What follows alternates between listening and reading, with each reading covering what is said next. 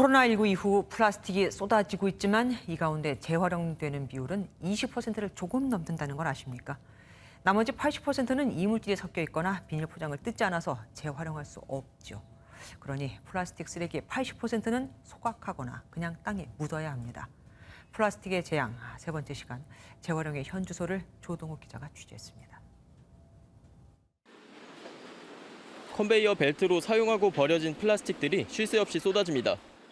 그 옆에는 선별 작업을 거쳤지만 오염되거나 제대로 분리되지 않아 버려야 하는 플라스틱이 산처럼 쌓여 있습니다. 코로나 이후에 플라스틱 같은 게 한 30%에서 50% 정도 증대가 됐습니다. 특히 PP라고 하는 배달 용기 그런 것들은 50% 이상 상당히 급증을 해서 일단 우리가 처리하는 데 굉장히 어려움이 이물질이나 비닐이 섞인 채 배출되거나 세척이 제대로 이뤄지지 않은 플라스틱은 재활용하기가 어렵습니다.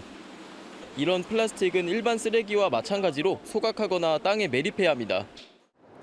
우리나라의 1인당 플라스틱 배출량은 연간 88kg으로 미국과 영국에 이은 전 세계 3위입니다.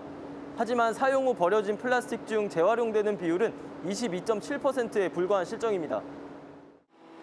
매립한 플라스틱이 자연분해되는 데는 대략 100년이 걸리는 데다 매립지를 추가 확보하기도 쉽지 않아 큰 사회적 갈등이 되고 있습니다.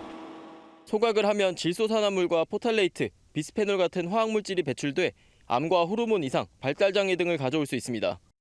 플라스틱 용기 중 선별시설에서 재활용 자원으로 선별되지 않는 재질을 제한하고 용기의 형태를 표준화하는 등 개선 방안 마련이 필요합니다.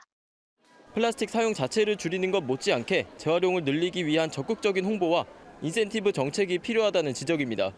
MBN 뉴스 조동욱입니다.